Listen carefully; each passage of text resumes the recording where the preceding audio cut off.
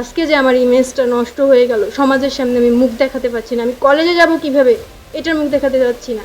আমি মনে করি এটা আমাকে ইচ্ছা করে ফাঁসানো হয়েছে। এটাই আমি বলবো, আমি এর সবার কাছে বিচার চাচ্ছি।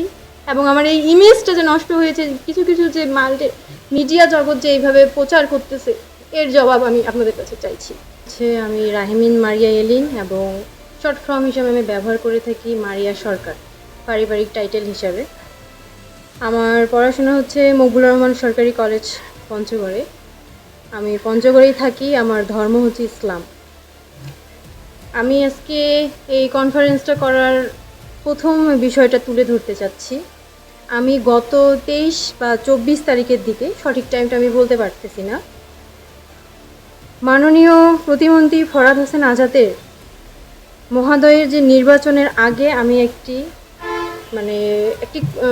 বলা যায় যে রেস্টুরেন্টে বসে একটা সংগঠনের প্রোগ্রাম নিয়ে আলোচনা করতে একটি ছবি তোলা হয়।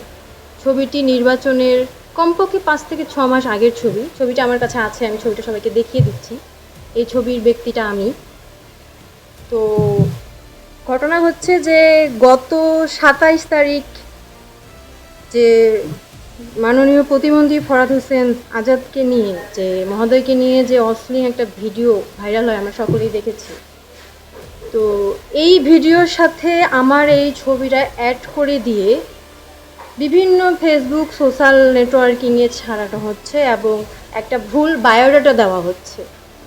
কিন্তু দুঃখের বিষয় যে আমি সেই মেয়েটি নই, কিন্তু সেখানে আমার এই ছবিটা ব্যবহার করে ভুল বায়োডাটা দেশ বা সমাজের কাছে বারবার প্রচার করা হচ্ছে। এতে আমার ইমেজ নষ্ট হয়ে যাচ্ছে। আমার একটা সামাজিক পরিবেশে থাকতে হয়, আমাকে একটা বিভিন্ন জায়গায় যেতে হয়, আমি একটা উপস্থাপনা করি এবং উপস্থাপনা করার সূত্রে আমার বিভিন্ন রাজনৈতিক প্রশাসনিক বর্গের সাথে যোগাযোগ আছে এবং ছবিও আছে। আমার বিভিন্ন রাজনৈতিক ব্যক্তির সাথে ছবি আছে, কিন্তু আমি রাজনীতি করি না বলেই এই জন্যই আমি কোনো ছবি ছাড়ি না। জাস্ট সেদিন আমি ভিডিও ভাইরালের 3 দিন আগে ছবিটা আমি জাস্ট মনের খুশিতে আমি এটা আপলোড করি, আগামী দিনের শুভেচ্ছা এই সূত্রে। কিন্তু যখন দেখলাম যে বিষয়টা পলিটিক্যাল হিসেবে নিয়ে যাচ্ছে, আমি 2 ঘন্টার জন্য ছবিটা ডিলিট করে দিই। কিন্তু সেই সূত্রে ছবিটা কেউ না কেউ সেভ করে রাখে এবং ভিডিও ভাইরাল হওয়ার সাথে সাথে সেই ছবিটার সাথে অ্যাড করে দিয়ে আমাকে মানহানি করার চেষ্টা করা হয়। কিন্তু আমি মনে করি এটা উদ্দেশ্য প্রণোদিত আগে থেকেই। আমি এর সবার কাছে বিচার চাইছি এবং আমি মনে করি এই যে ভিডিও, এই যে ছবিটা ভাইরাল করা হলো, আমি মনে করি এটা পুরোপুরি একটা ফেক, যেখানে মুখ দেখা যায় না। এটা এআইও হতে পারে, এটা তৈরি করাও হতে পারে, বা বলা যায় অতীতে কোনো ওয়াইফের সাথে ছবি তোলাও হতে পারে। এখন আমি মনে করি যে ছবিটা সব যারা তুলেছে বা আমি মনে করি যারা আপলোড করেছে, তাদের শিক্ষার অভাব আছে, তাদের পারিবারিক শিক্ষার অভাব আছে। তাদেরকে আমি মানুষের মধ্যে মনে করি না, কারণ একটা ছবি আপলোড করার আগে 10 বার ভাবা উচিত ছবিটা আসলে রিয়েল কি না। সেই জায়গায় বারবার আমার ছবিটা দিয়ে আমাকে হিন্দু তরুণী বলে বারবার যে আমার মানহানি করা হচ্ছে, এর জন্য আমি সবার কাছে বিচার চাচ্ছি। আমার বাবা মা দুজনই মারা গেছে, আমি পঞ্চগড়ে আছি, আমি বিএসএস ফাইনাল ইয়ারের পরীক্ষার্থী।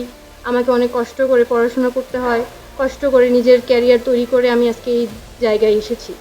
আজকে যে আমার ইমেজটা নষ্ট হয়ে গেল, সমাজের সামনে আমি মুখ দেখাতে পারছি না, আমি কলেজে যাব কিভাবে এটার মুখ দেখাতে পারছি না।